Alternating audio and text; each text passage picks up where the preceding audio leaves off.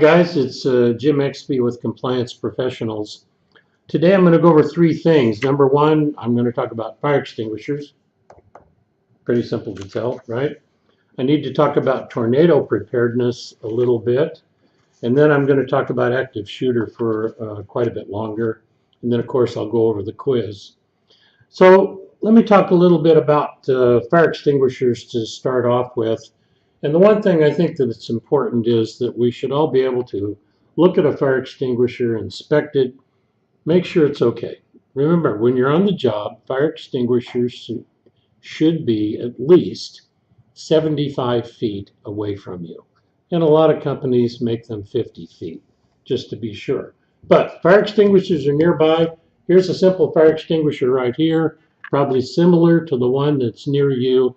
There's a few things about this fire extinguisher that we should know. There's two little things right here. You can, let me see, let me turn this around. Right here, this yellow thing, this piece of plastic. It's called the tamper seal, is what that's called. And real quickly, you can look at a fire extinguisher from 5-10 feet away, and you can see that nobody has tampered with it, right? Tamper seal, nobody's tampered with it. It's right here. The next thing that a fire extinguisher should have is this locking pin. And notice that the tamper seal is connected to the locking pin. I've seen many times when I go around looking at fire extinguishers, this pin has been pulled out to be a joke is what it is. So if somebody comes along and lifts up the fire extinguisher to move it, it goes off. If you ever see a fire extinguisher without the tamper seal on it, without the locking pin on it, don't even mess with it. Pick it up by the base, move it, take it to your supervisor, okay? It's not the right one to be on the job site, and if OSHA finds something like that, they're going to fine you. The other thing that you should look at is the hose right here. Make sure it's clear. Nobody's stuck any gum or trash up in there. And be careful, now and then there's a wasp up in there. It had to happen to me one day. So take a look at it. The hose should be in good condition. Shouldn't be any breaks in it at all. The plastic horn should work. Shouldn't have any cracks in it anywhere at all. Okay, put it back in where it belongs. On the outside, you should have a gauge right here. And the gauge should be, the center needle should be in the green. Shouldn't be over to the left, shouldn't be over to the right. Right in the center in the green part. That way you'll know it's good. The other thing that you see is this inspection sticker right here. It's a tag that's on here. And this one's in good shape. Somebody has looked at it every single month. If you're working for the company should do an inspection sticker on all of these that are in the building, or the contractor should do it, one of the two. And then the company that provides these is also going to have, with little holes right here, showing the month that they replaced it or they checked to make sure that everything was okay. Eventually all fire extinguishers have to be replaced, and the chemical in it needs to be restored. Down here at the bottom of the extinguisher, it tells how to use it. First thing that you need to do is pull the pin, right? Hold the unit upright. Then you need to free the hose, stand back about 5 to 8 feet, point it at the object, and sweep back and forth as you're depressing the handle right here. Sweep back and forth, right? These are to be used for fires that are, I would say, just starting. If you've got a building on fire, holding a fire extinguisher up and trying to put out a huge fire, it's not going to do any good. You should run at that point and get out of there as fast as you can. You shouldn't be there in the first place. Head on out, okay? So, fire extinguisher training, everybody got it. Not too tough, right? Take a look around. Make sure you know where a fire extinguisher is in your vicinity. Okay, tornadoes. Almost all of us are familiar with tornadoes. what we need to be doing, so I'm just going to go over it a little bit.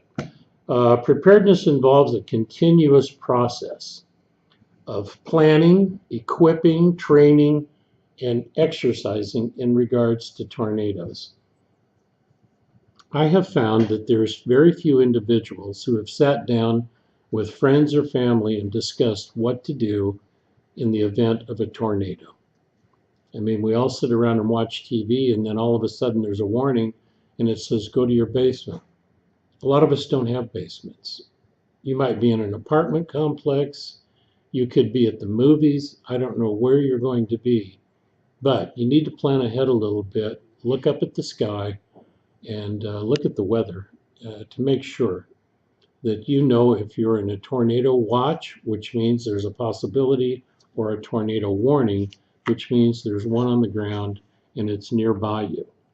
So if there is a tornado and you are at work, you need to look for a small interior space, if you can find one, or a hallway that's interior, or if none of that's available, get to the very lowest floor that you can, as quick as you can, and take shelter there.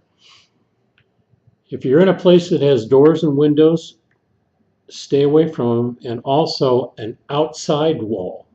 You want to be in an interior if it's at all possible. If you can't, you need to take shelter wherever you're at. Try to get to the lowest spot that you can. Stay in the center of a room. Avoid corners because they attract debris. You can imagine when the wind is swirling around, if you're over in a corner, a lot of things are going to be going there. They're going to be bouncing off the walls and flying into you. Stay away from the corners, fellas. And then avoid auditoriums, cafeterias, gymnasiums that are flat and have wide span roofs. Those can leave very quickly if there's a tornado in the vicinity, right? So make sure you listen to the personnel around you, find out if there's tornado watches, warnings, ask a supervisor in regards to this, where do we go in case there is a tornado? They'll have that information for you. Last thing I want to talk about is active shooter. How to respond if there is an active shooter in the vicinity. Number one, run as fast as you possibly can and get out of there. You can even talk to combat troops. What's the first thing they do if somebody's shooting? They run, and then they get down and take cover. So if you have an active shooter in the area, run as fast as you can, take cover, run as fast as you can, take cover, run, run, run, run. Keep on running as far as you can till you get away from it. Don't be around the area. A lot of other things I have for you. Number one, have an escape route and plan in mind. Always. You should always know where you're supposed to go. In the case of fires, in the case of tornadoes, in the case of an active shooter, look around a little bit and say, okay, what am I going to do if there's a fire? Where do I run to? I've got an escape route over here. I've got an escape route over here. Always plan ahead. If there's an active shooter, know where your escape routes are, and there should be at least 2 of them. Evacuate regardless of whether others agree to follow. Yeah, if you hear gunfire, get out of there. If other people say, oh no, I think we should sit over here in the corner. No, run. Get out of there. A lot of people have died trying to find shelter in little rooms where there is no shelter. Move and run. Leave your belongings behind.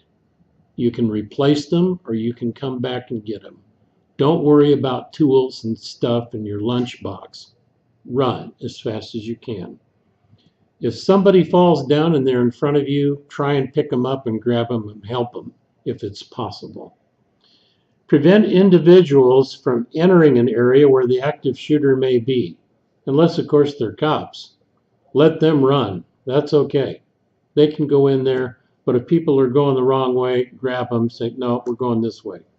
Keep your hands visible when you run out of the area and there's police around. Keep your hands visible so the cops can see them. Follow the instructions of any police officers. Don't attempt to move wounded people if they're really hurt. Sometimes moving people around can cause a lot more harm. And then call 911, obviously, if nobody else has, and when you're safe, call them.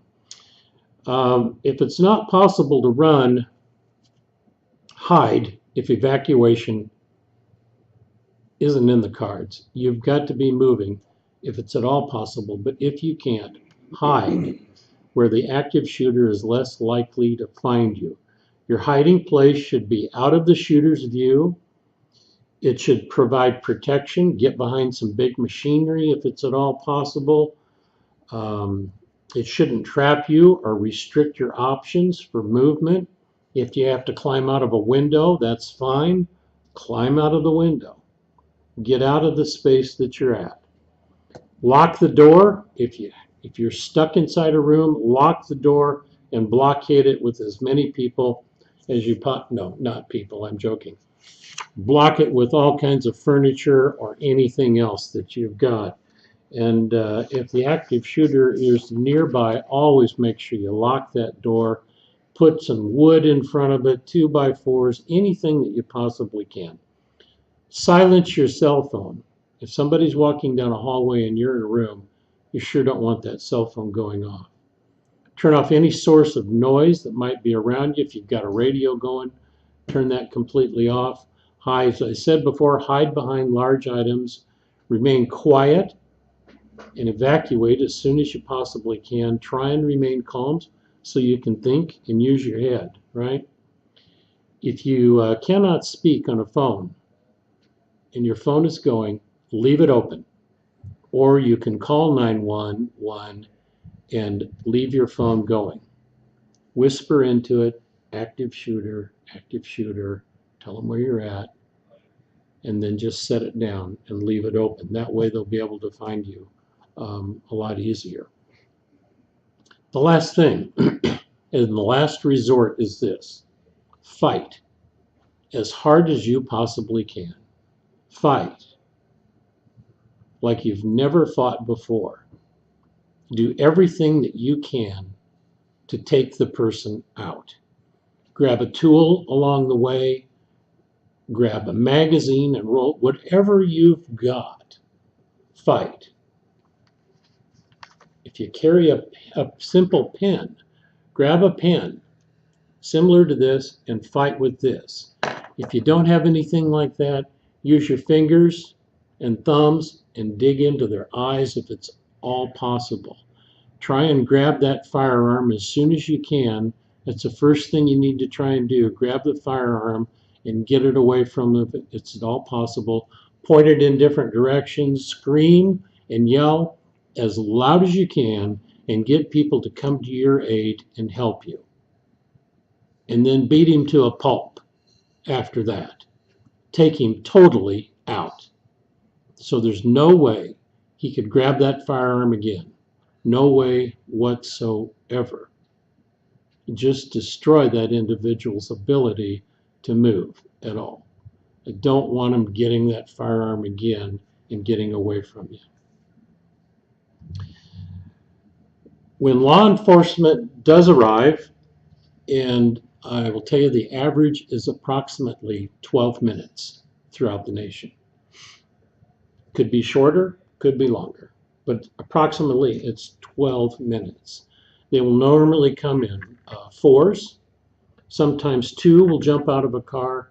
Remember, they're going to have other kind of gear on that they may not normally wear. They're going to have bulletproof vests. Some will have Kevlar helmets. They're going to have rifles, shotguns, and handguns.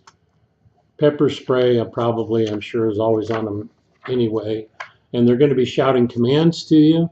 Follow those commands. Remain calm. Follow the officer's instructions. Pull down any items in your hands. If you got jackets or bags, toss them out. And don't make any quick movements, okay?